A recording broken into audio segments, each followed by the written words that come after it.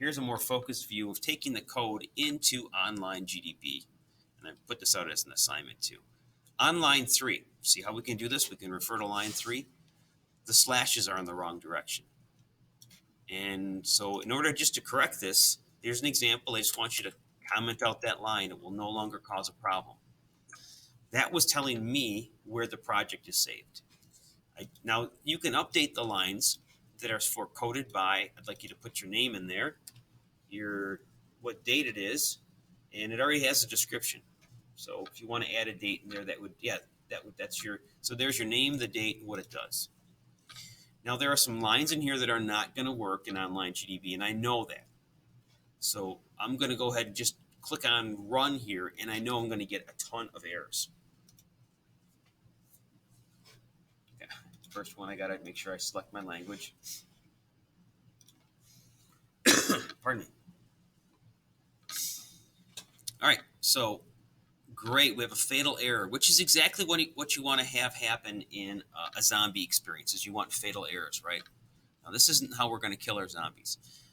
So the first thing that happens is in Visual Studio, it uses a pre-compiled header, abbreviated by the letters PCH. So I'm going to comment out this line number. What line number? It tells me right here, line 8. So by clicking on the error number, it brings me exactly to that line, and what I can do is comment it out. This is the process that you're going to follow. I'm going to release you to go do that, and we're going to resume at about, I think you can get this done in 15 minutes, so we'll come back at 9. Now, I'm online. If you have a question, send me a chat, public or private, open your mic, talk to me.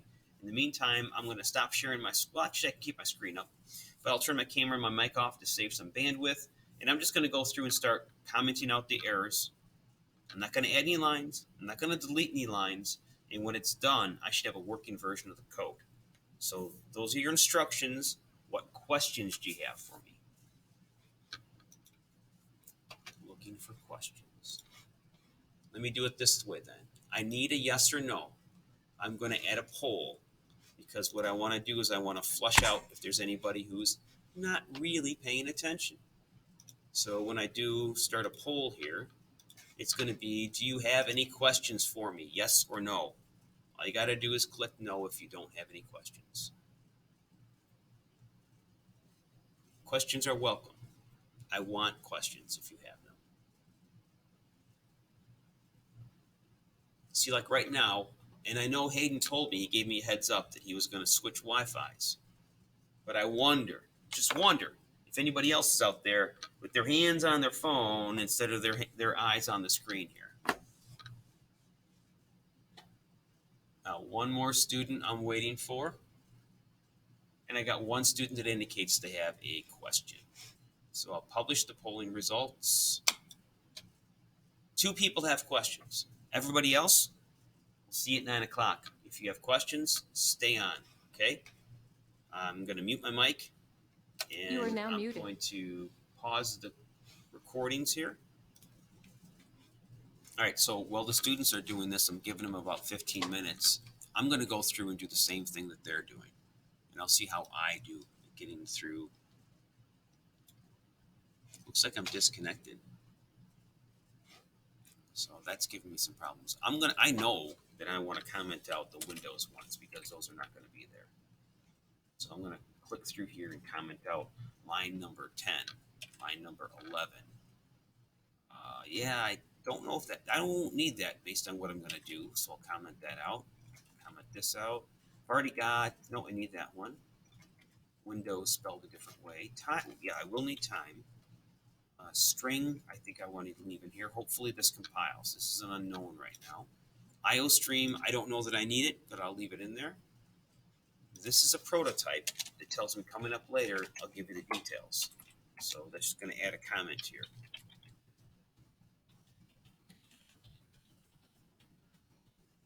And then we have main. So starting on line 21, that's where we have main. If I were to click on this little drop down, you can see all of main. This is the body of the function. So what I'm going to do is, wrong slashes, it happens. this is, I'll put this in all caps so it matches, because functions are kind of new to you guys. So that's called the definition or body.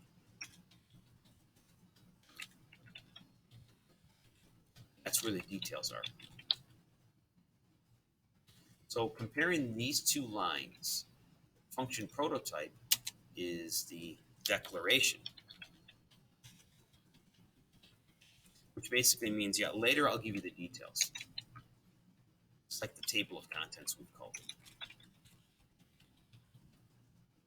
This is the actual chapter. I'm trying to explain this using more than one metaphor. I hope that's not confusing things, but this is like actual chapter. If you have questions on how we set up a function prototype or a declaration, what I've called the table of contents, and the actual body, and you'll notice they look the same. They both indicate that there's a return type of int. Let's mark this up here. So if this says, when I'm all done, I'm going to return an integer. That's the exact same line. The next thing is the name of the function. The name of the function needs to match, in case sensitive as well. So the word create zombie is going to be exactly the same. Little c, big Z. It's called camel casing. And the third thing, I want you to learn it as that whatever is input here needs to match.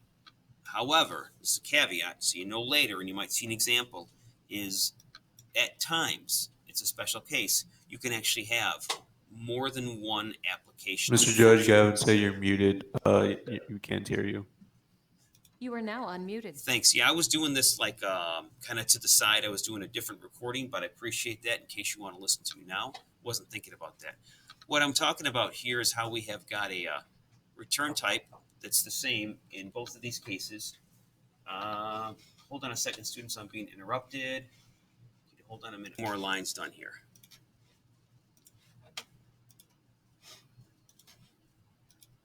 So my screen sharing keeps crashing here. We're having some issues, aren't we? Internet seems very broken today. Not truly broken, just like laggy as all get out. Here's what we got going on. I don't need this breakpoint here, so I can pause that. Mr. Judge, I'm having an issue. So like, I hit the arrow on 21, but for some reason for me it's turning red. Like if I click on it, it's red, but like it doesn't activate the thing.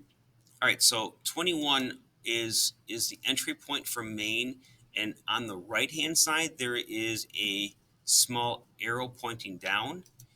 If you end up clicking to the left of the two, that's when you'll end up with the red dot. And depending on the resolution of your screen, in other words, if I zoom up and I make it larger, it might be easier to actually click to the on the little arrow that changes. See if that helps.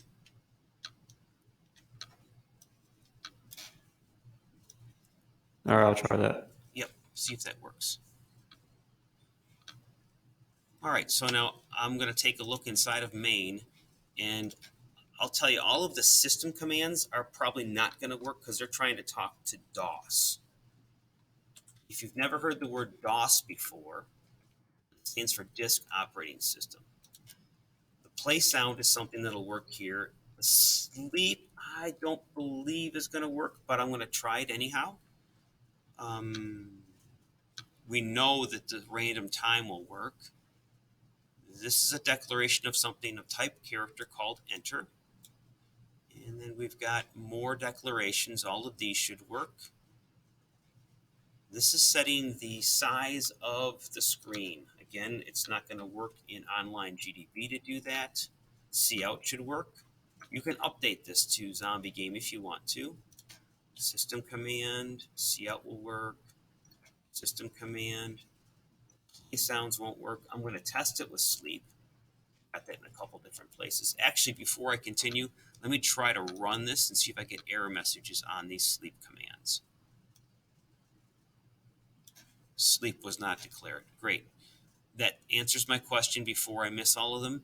The sleep command, the way it's coded here is the number of seconds. Now, that's going to mean this game is going to run a lot faster. Sleep is kind of a way of entering a pause. System command, that should work. This should work. This is basically saying I want to get something from the keyboard. This one is going to clear out, basically hitting enter. It's using a cin command, which I'm not fond of, but we'll deal with that later. Oops. You want to keep line 47. That's the prompt. And they're going to bring in player name. Player name is a data type we'll look at in a minute. So we bring it in while int. Okay, Playsound 59 and 60. Battle sequence. Here comes type. Okay. So these commands we're going to need to change a little bit because this is saying every third.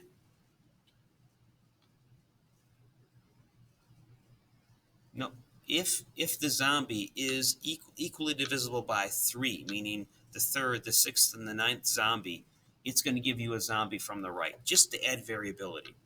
So we're going to update this line 69, so it's no longer a type command, but instead it's going to have a cout command. I'll need to do that up here as well on line 64 because this type command's not going to happen.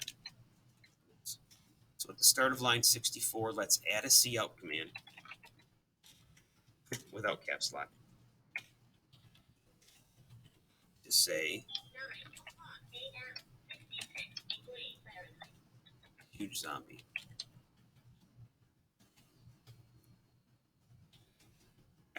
\n to go down a line.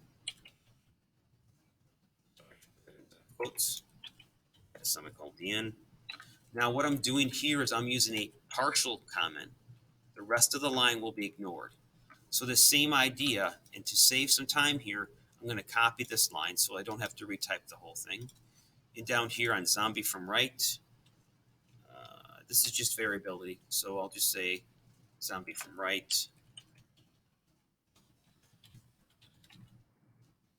Down here we got a system type as well. I need to put this in that says regular zombie. It could be zombie from left if you want.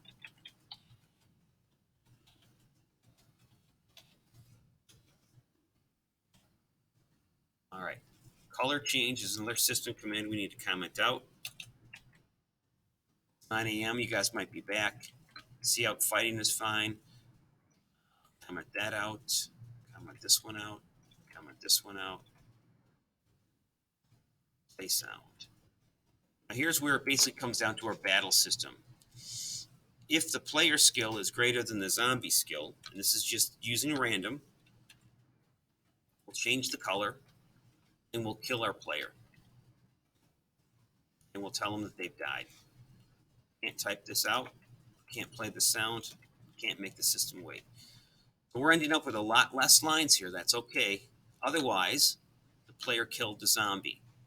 So I won't be able to clear the screen, change the color. I can say you wasted the zombie. Won't be able to type that out. Won't be able to play this out. And here's where we get a player score ends up being multiplied by 4. So you kill the zombie, your score goes up by 4. That's pretty good. Here we go. If we kill them by more than 5, we're going to say that you actually decapitated. I want to keep this line because that's the cout. That one's fine. But I want to get rid of the system text. Sound, sleep, bump the score. So you got a multiplier of times 3 when you decapitate them.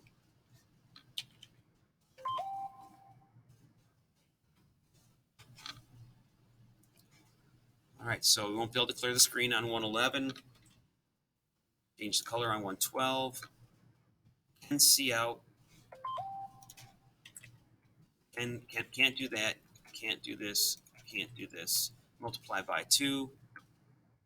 So there's kind of a pattern that's emerging here. Is I need to get rid of the special lines, like the clear screen. And when I say special, they're special to Online GDB. This is where you get hurt. Its variable name is boo-boos.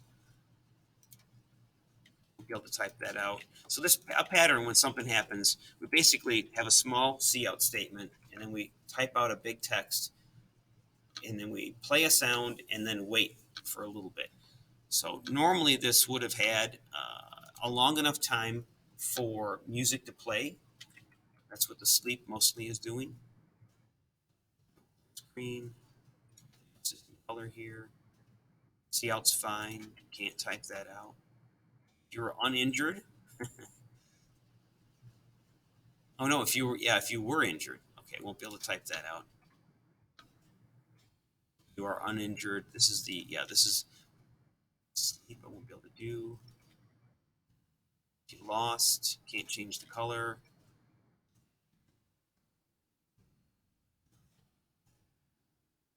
By your name, be able to do that.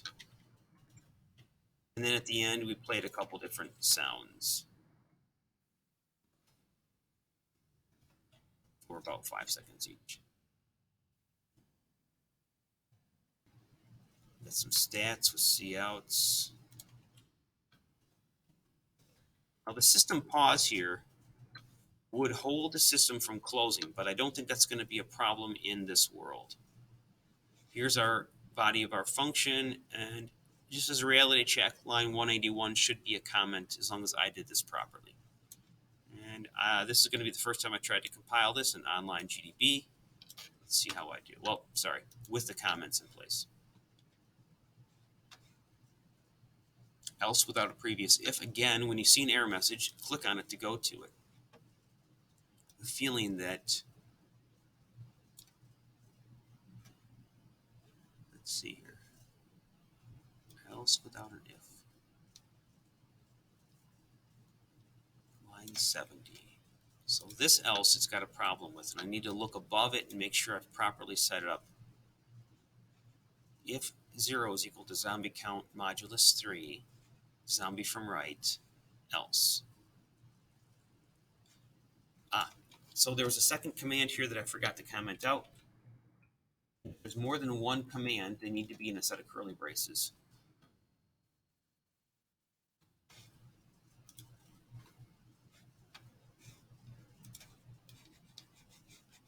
All right, so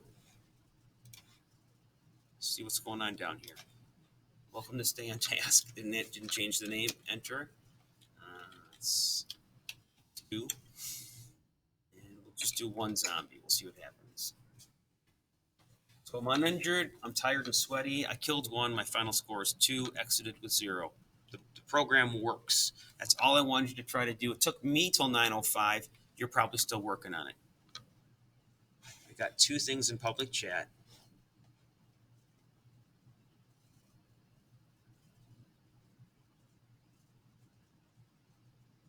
$69 and $71. Okay. Excuse me again, students. Sorry. It's okay. Thank you very much. Oh, one of those days, you know? Yeah. Yeah, I know. It's Monday, raining.